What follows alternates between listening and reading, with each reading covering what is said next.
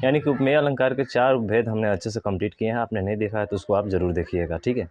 आज जो हम बात करने वाले हैं आप जो है उसके बारे में ध्यान दीजिएगा, और वो है आपका उत्प्रेक्षा अलंकार। क्या है भाई साहब? उत्प्रेक्षा अलंकार। तो हेडिंग दीजिएगा उत्प्रेक्षा अलंकार। देखिए, ट्रिक से पढ़ना तो आसान है पर फंसना भी बहुत आसान है, क्योंकि ट्रिक से आप पढ़ेंगे तो ज़रूर कहीं ना कहीं जाकर ज़रूर फंसेंगे, ठीक है। तो उत्प्रेक्षा अलंकार होता क्या है? देखिए, उत्प्रेक्षा अलंकार जो होता है वो उपमेय पर उपमान की क्या होती है, संभावना होती है या कल्पना होती है। तो वहाँ पे क्या होता है आपका, वहाँ पे उत्प्रेक्षा अलंकार होता है। तो परिभाषा लिखिएगा, उपमेय पर उपमेय पर उपमान की उपमेय पर उपमान की संभावना, उपमेय पर उपमान की संभावना या क्या कल्पना। तो जहाँ पे उपमेय पर उपमान की संभावना या कल्पना होती है वहाँ पे कौन सा अलंकार होता है? उत्प्रेक्षा अलंकार होता है। जैसे हम लोग बात करें कि इसके वाचक शब्द क्या होते हैं, तो वाचक के रूप में, वाचक का रूप में मतलब समझ रहे हैं ना? वाचक के रूप में जब हम लोग पढ़ते हैं, जब वाचन करते हैं तो उस समय जो है जो वाक्य में आता है उसको हम लोग वाचक बोलते हैं। जैसे वाक्य में आएगा आपका मनो, ठीक है। क्या आएगा? वाक्य में आएगा आपका मनो, मनु और मनहु। ये शब्द जो होते हैं आपके वाचक होते हैं, यानी कि वाक्य में आपको मिलेंगे, और जैसे वाक्य में मिलेंगे तो आप वहाँ से देखकर इसको पहचान जाएंगे कि इसमें कौन सा अलंकार है, आपका उत्प्रेक्षा अलंकार है। उसी तरह से आपका अगला है जनु, जनो, ठीक है, जनो, जनु, और उसके बाद से क्या है, जनहु। तो यहाँ पे ये जो शब्द आ गए आपके ना, तो समझ लीजिए कि वहाँ पे अलंकार कौन सा होगा, आपका उत्प्रेक्षा अलंकार हो जाएगा। क्या हो जाएगा भाई साहब? उत्प्रेक्षा अलंकार हो जाएगा। अब जैसे एग्जाम्पल देखिए, मुख मानो चंद्र है, मुख मानो चंद्र है, मुख मानो चंद्र है। तो यहाँ पे क्या दिया है? मुख मानो चंद्र है। तो मुख मानो, देखिए मुख मानो, मनो शब्द आते हैं तो कौन सा अलंकार होता है? कौन सा अलंकार होता है भाई साहब? उत्प्रेक्षा अलंकार होता है। उसी तरह से संसार मानो क्या है? सागर है, ठीक है। उसी तरह से संसार मानो सागर है, संसार मानो सागर है। तो यहाँ पे भी कौन सा अलंकार है? उत्प्रेक्षा। क्यों? क्योंकि यहाँ पे क्या आया है? मनो आया। तो मुख मानो चंद्र है, संसार मानो सागर है। तो यहाँ पे क्या हो रहा है? उपमेय पर उपमान की क्या हो रही है? कल्पना हो रही है। अरे मुख को मान लिया कि चंद्रमा जैसा है, ठीक है, इसका मतलब है कि आपका क्या है? कल्पना किया है ना आपने। अब मुख चंद्र जैसा है तो वहाँ पे कौन सा अलंकार होता है? अभी पीछे पड़े हैं, उपमा अलंकार होता है। कौन सा अलंकार होता है? उपमा अलंकार होता है, जो अभी पीछे पड़े हुए हैं। मुख चंद्र सा समान, मुख चंद्र सा है, तो सा आने की वजह से, सा सी से आने की वजह से कौन सा अलंकार होता है? उपमा अलंकार होता है, ठीक है। तो ये उत्प्रेक्षा अलंकार हो गए आपके। इतना से तो पहचान सकते हैं, लेकिन अभी इतना ही बात नहीं रही, अभी इसके आगे भी हमको देखना है। ये उत्प्रेक्षा अलंकार जो है 3 प्रकार से आपका इसका उपभेद मिलता है, और वो कौन कौन सा है? तो वो है, आप क्या ध्यान रखिएगा, इसके भेद की बात करें तो इसके भेद जो है कितने हैं भाई साहब? इसके 3 भेद हैं। तो नीचे लिखिएगा, पहला नंबर है वो है आपका वस्तु उत्प्रेक्षा, वस्तु उत्प्रेक्षा। दूसरा है आपका जो है फलो उत्प्रेक्षा, फलो उत्प्रेक्षा। और तीसरा जो है ना वो है आपका, ठीक है, तीसरा जो है आपका हेतु उत्प्रेक्षा, हेतु उत्प्रेक्षा। ये 3 शब्द इसके उपभेद हो गए, ठीक है। इन तीनों के बारे में भी हमको अच्छे तरीके से जानना है, और अच्छे अच्छे एग्जाम्पल भी देखना है, और साथ में उसका जो है हमें अर्थ भी देखना है कि उसका अर्थ क्या होता है, ठीक है। तो पहला हेडिंग दीजिएगा वस्तु उत्प्रेक्षा, ठीक है। पहला हेडिंग होगा आपका वस्तु उत्प्रेक्षा। तो वस्तु उत्प्रेक्षा क्या होता है? तो देखिए, वस्तु के बारे में हो रही है, तो इसका मतलब क्या है कि सर वस्तु उत्प्रेक्षा में ये होगा कि एक वस्तु में दूसरी वस्तु की संभावना, एक वस्तु में दूसरी वस्तु की संभावना, दूसरी वस्तु की संभावना, तो एक वस्तु में दूसरी वस्तु की जहाँ संभावना होती है वहाँ कौन सा अलंकार होता है आपका? वस्तु उत्प्रेक्षा अलंकार होता है। ठीक है, एक वस्तु की संभावना या कल्पना की जाए, आगे लिख लीजिएगा, या कल्पना की जाए। अब जैसे भी बात करना है ना, तो जैसे में देखिए, जैसे में बात करते हैं तो एक बहुत अच्छा कविता आता है, सोहत ओढ़े पीत पट श्याम सलोने गात। सोहत ओढ़े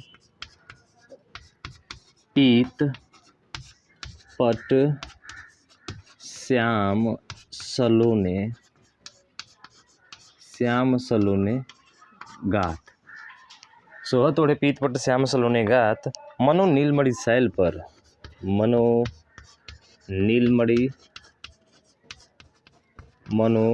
नीलमणि शैल पर आतप पर्यो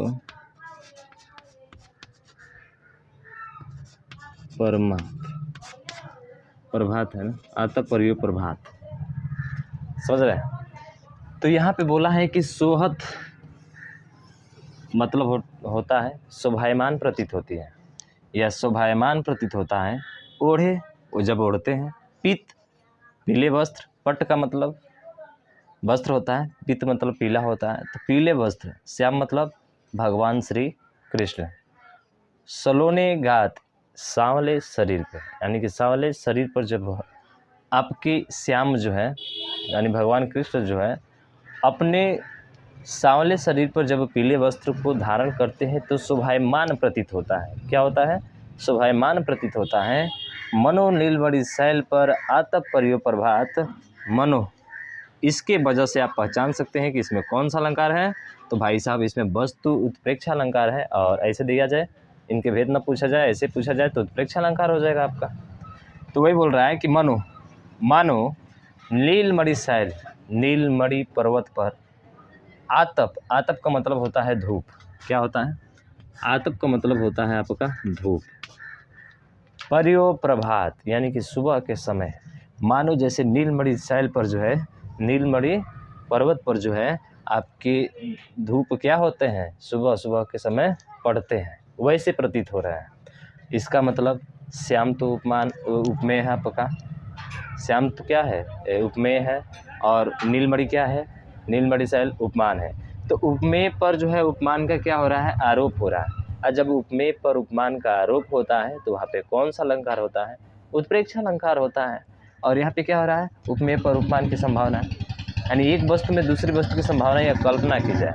तो एक वस्तु में जो है दूसरी वस्तु या नीलमणि शैल के बारे में बात हो रही है यहाँ पे, जैसे कि धूप पड़ता है, तो इसके अकॉर्डिंग देखा जाए तो यहाँ पे कौन सा होगा, आपका वस्तु उत्प्रेक्षा अलंकार हो जाएगा। बहुत ही अच्छा एग्जाम्पल है, समझ रहे हैं ना? समझ में आया क्या वस्तु उत्प्रेक्षा अलंकार? चलिए नोट कीजिए इसको फटाफट और आगे बढ़ते हैं। दूसरा लिखिएगा हेतु उत्प्रेक्षा अलंकार। दूसरा लिखिएगा हेतु उत्प्रेक्षा अलंकार। हेतु उत्प्रेक्षा अलंकार, हेतु उत्प्रेक्षा अलंकार। देखिए हेतु उत्प्रेक्षा अलंकार क्या होता है? अकारण में कारण, क्या अकारण में कारण जहाँ पे होता है वहाँ पे कौन सा होता है? हेतु उत्प्रेक्षा अलंकार होता है। तो लिख लीजिए, अकारण में कारण की संभावना जहाँ हो, अकारण में कारण की संभावना जहाँ हो, कारण की संभावना जहाँ हो, अकारण में कारण की संभावना जहाँ हो वहाँ पे कौन सा अलंकार होगा आपका? हेतु उत्प्रेक्षा अलंकार होगा। जैसे बात करते हैं, अरुण भय लाल कोमल चरण। देखिए दिया है कि अरुण भय लाल कोमल चरण, भूमि चलीवे ते मान। यहाँ पे एक नायिका है और नायिका ये कह रही है कि अरुण भय, अरुण का मतलब होता है लाल, भय का मतलब हुए, लाल मने लाल, कोमल मने कोमल चरण का मतलब कि जो कोमल चरण है वो क्या हो रहे हैं? लाल हो रहे हैं, यानी कि लाल हो गए हैं। भूवि मने भूमि पर, चलीवे मने चलती हैं, ती मने वे, मनु मने मानो जैसे वो भूमि पर चलती है नायिका, तो उसके पैर जो होते हैं लाल हो जाते हैं। अब बताइए क्या भूमि पर चलने से आपके पैर लाल हो सकते हैं? नहीं, वो तो प्रकृति की देन है भाई साहब, प्रकृति के द्वारा होते हैं, समझ रहे हैं। तो भूमि पर चलने से नहीं हुआ है इसका, मतलब भूमि पर चलने से नहीं होता है, लेकिन यहाँ पे मान बैठा है उसको, यानी कि अकारण में क्या ढूंढ रहा है, ये कारण ढूंढा है। अकारण में कारण ढूंढने की वजह से यहाँ पे कौन सा अलंकार हो जाएगा, हेतु उत्प्रेक्षा अलंकार हो जाएगा। समझ रहे हैं ना, वही कह रहा है कि मानो जो है उसके चरण जो है लाल हो गए हैं भूमि पे चलने से, यानी कि अकारण में क्या हो रहा है, कारण हो रहा है। तो ध्यान रखिएगा इसको, ठीक है। तो यहाँ पे कौन सा अलंकार होगा, हेतु उत्प्रेक्षा अलंकार होगा, इसको नोट कर लीजिए और लिख लीजिएगा कि नायिका के चरणों के लाल होने के कारण, नायिका के चरणों का लाल होने के कारण, नायिका के चरणों का लाल होने के कारण, लाल होने का कारण, लाल होने का कारण भूमि पर चलना नहीं है, भूमि पर चलना नहीं है, उसके लाल होने के कारण भूमि पर चलना नहीं है, ठीक है। क्या है, बल्कि प्रकृति प्रदत्त है। कारण इसका ये होगा, क्या होता है भाई साहब, प्रकृति प्रदत्त होता है, प्रकृति प्रदत्त लाल ही होते हैं, प्रकृति पदार्थ क्या होते हैं, लाल ही होते हैं। समझ में आया क्या, ठीक है, समझ में आया ना भाई साहब, कहीं कोई दिक्कत, कोई दिक्कत नहीं, ठीक है। तो इस तरह से जो है आप आसानी से कर लेंगे सॉल्व, कोई कहीं पे दिक्कत नहीं होगा। अब लिखिए अगला हेडिंग, फलो उत्प्रेक्षा। अगला जो है वो है आपका फलो उत्प्रेक्षा, लिखिएगा तीसरा, फलो उत्प्रेक्षा, फलो उत्प्रेक्षा। तो देखिए अफल में फलो उत्प्रेक्षा मतलब फल आ रहा है इसमें, यानी कि अफल में फल की संभावना, अफल में फल की संभावना, ठीक है। देखिए इसके एग्जाम्पल भी दे दिए हैं कि अफल में फल की संभावना जहाँ हो। अब देखिए कैसे, कि रोज नहाते हैं जलधि में शशि, शशि माने आप जानते हैं चंद्रमा का पर्यायवाची है आपका, शशि चंद्रमा को बोलते हैं हम लोग। तो रोज नहाते हैं मतलब रोज नहाता है, जलधि मतलब समुद्र में, शशि माने चंद्रमा। तो रोज चंद्रमा जो है रोज नहाने आता है, और कहाँ आता है, समुद्र में आता है।